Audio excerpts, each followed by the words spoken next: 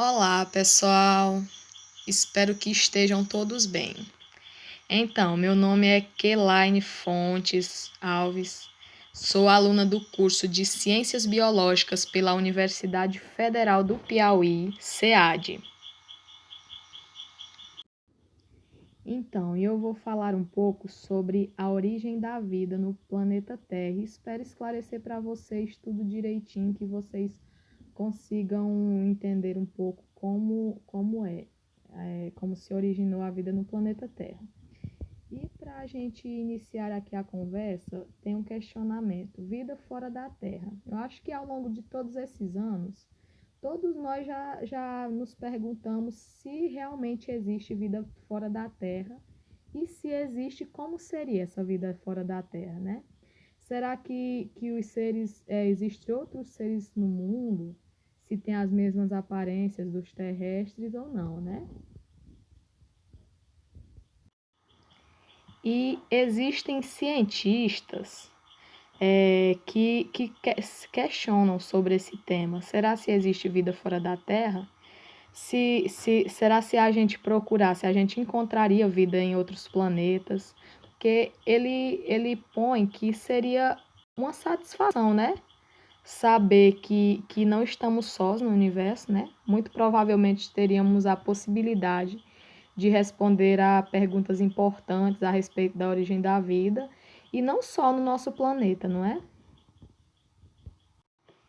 E nesses questionamentos eles concluem que cada vez mais se apoia em fatos concretos de que não existe vida exclusivamente no nosso planeta, né?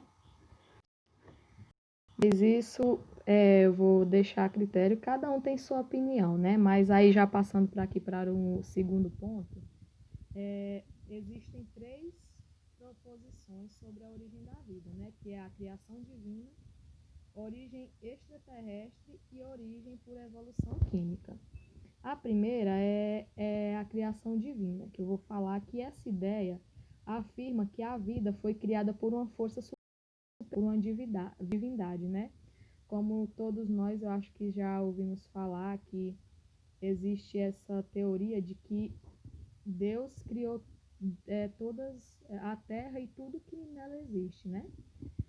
Aí já tem essa segunda aqui, origem extraterrestre, que é um pouco menos conhecida, que essa foi uma ideia bastante popular em certa época, que ela propõe que a vida se originou fora da Terra e chegou ao nosso planeta na forma de esporos, trazido por meteoritos vindos do espaço, que teriam se desenvolvido nas condições favoráveis da Terra. No entanto, há alguns dados recentes bastante interessantes que precisamos lembrar. Inicialmente, que todos os anos chegam à Terra aproximadamente 1.000 toneladas de meteoritos vindos do espaço. Em alguns deles foram encontradas substâncias orgânicas, como aminoácidos, matérias-primas das proteínas e bases nitrogenadas, necessário para construir ácidos nucleicos. Isso mostra que claramente que a formação das substâncias orgânicas no universo passou necessário para o surgimento de vida e muito mais comum do que se pensava no passado, né? E por fim, a origem por evolução química, que é até hoje a ideia mais aceita pela comunidade científica, que fala que a vida teria surgido de uma forma espontânea no nosso planeta, por evolução química de moléculas não vivas. Muitos dados das químicas, da biologia e da geologia reforçam essa hipótese. Os cientistas, além disso, conseguiram reproduzir em um laboratório algumas condições primitivas, testando se elas poderiam ter realmente favorecido o aparecimento da vida. E essa é a ideia que a gente vai examinar ao longo do nosso slide. Aí aqui, passando um pouco o slide, a gente vai falar sobre orgânico versus inorgânicos. Os seres vivos são constituídos de moléculas orgânicas complexas, como carboidratos, lipídios, proteínas e ácidos nucleicos. Essas moléculas, por sua vez, são compostas de unidades menores, como os aminoácidos nas proteínas e os nucleotídeos do DNA e do RNA. Mesmo essas pequenas unidades são muito mais complexas do que as substâncias inorgânicas encontradas na natureza. A água, os íons minerais e os óxidos de ferro e de silício, por exemplo.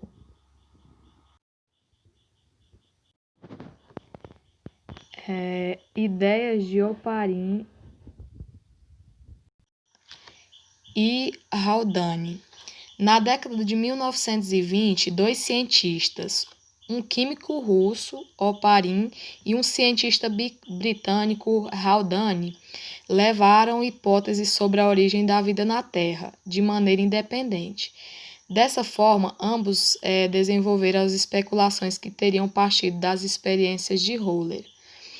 Tanto Oparin quanto Haldane supunhavam que a atmosfera primitiva da Terra era um ambiente em que não havia oxigênio nem nitrogênio e com muitos elétrons livres. Essa atmosfera seria composta de metano, amônio, hidrogênio e vapor d'água.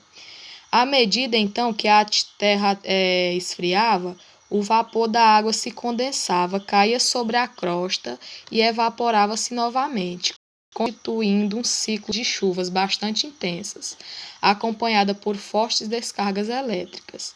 Essas descargas elétricas, junto com a radiação ultravioleta, atuavam sobre as moléculas inorgânicas simples da atmosfera, modificando suas ligações químicas e originando moléculas compostos orgânicos. A água da chuva arrastava esses compostos da atmosfera para a crosta e então eles formavam uma camada cada vez maior sobre a superfície das rochas. E quando a temperatura das rochas ficou inferior a 100 graus Celsius, a água em forma líquida pode permanecer e se acumular nas depressões da superfície, e assim surgiram os mares e oceanos, os lagos e as lagoas. Foi Haldane que se referiu aos primeiros oceanos da Terra com a expressão sopa primitiva, de onde teria surgido a vida. Já na hipótese de Oparin, as moléculas orgânicas simples teriam se aglomerado e formado precipitados no fundo dos oceanos. Eram os coacervados que seriam capazes de absorver e transformar substâncias de seus ambientes em um processo que poderia ser lido como um metabolismo de célula bem rudimentar. Essas cadeias, assim como os coacervados, usariam recursos do meio e, dessa forma, essas inúmeras tentativas químicas casualmente podem ter resultado na complexibilidade da organização dos organismos muito simples. E assim fica claro que, para serem considerados vivos, esses coacervados ou grandes moléculas orgânicas teriam adquirido a capacidade de se reproduzir. Continuando do coacervado ao organismo.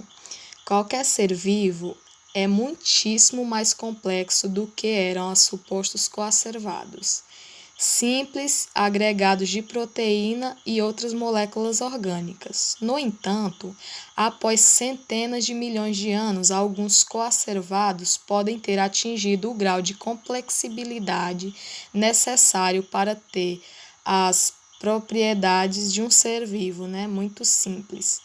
Essa ideia, por motivos óbvios, nunca poderá ser comprovada experimentalmente. Jamais existirá um laboratório tão grande quanto os mares primitivos, além de não haver cientista que disponha de tempo tão longo para realizar essa experiência. As ideias recentes, Oparin rediscutido.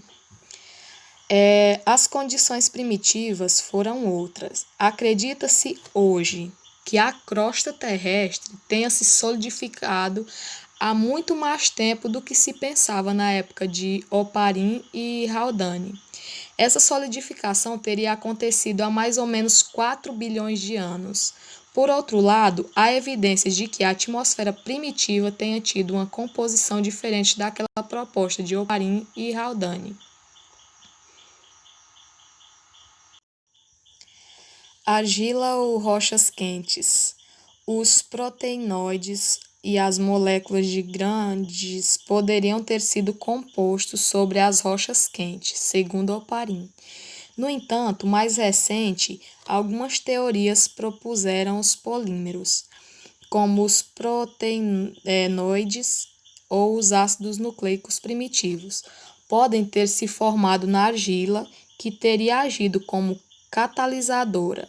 Alguns cientistas propõem, por exemplo, que as primeiras moléculas de RNA, provavelmente genes primitivos, podem ter sido produzidos na argila, usando como fonte de energia o calor da crosta ou do Sol, e ainda a radiação ultravioleta. Como apareceram os genes? Na época de Oparin e Haldane, não era sequer conhecido o fato de que os genes são pedaços de DNA. Não é de estranhar, portanto, que os pesquisadores nunca tivessem mencionado os ácidos nucleicos, dando toda a ênfase às proteínas. Acreditava-se que, erroneamente, que os genes tiveram natureza proteica. Acredita-se que a primeira molécula com função de gene tenha sido o RNA e não o DNA. Uma descoberta muito interessante foi feita nos últimos anos. Verificou-se que certas moléculas de RNA podem funcionar como verdadeiras enzimas de duplicação. E no surgimento dos primeiros seres vivos, em algum momento da história da vida, certos organismos passaram a ser capazes de realizar fotossíntese, usando água, o gás carbônico e a luz do sol. Considerando, em primeiro lugar, que desse momento em diante a matéria orgânica se torna muito abundante, de forma rápida, sem depender do lento processo de evolução química das moléculas. E, em segundo lugar, os seus subprodutos da fotossíntese, o gás oxigênio, que aparece na atmosfera, acumulando-se aos poucos. E então fica claro que a abundância da matéria orgânica pode ter significado um grande impulso para o desenvolvimento da vida, né? E em seguida a respiração, que os primeiros organismos, muito provavelmente, retiraram a energia do seu alimento orgânico por meio do processo de fermentação. No entanto, a fotossíntese muda a composição do ar atmosférico, que se torna rico em gás oxigênio. Por evolução, pode ter aparecido em algum momento um organismo capaz de usar esse gás para oxidar o seu alimento de forma mais eficiente do que a fermentação. O surgimento da respiração aeróbica, portanto, pode ter sido outro marco importante na história da vida. A fotossíntese, quando apareceu, fez com que o alimento se tornasse abundante. A respiração, por sua vez, otimizou o uso desse alimento para a obtenção de energia. E é isso. Eu espero que esclareça algumas dúvidas, viu?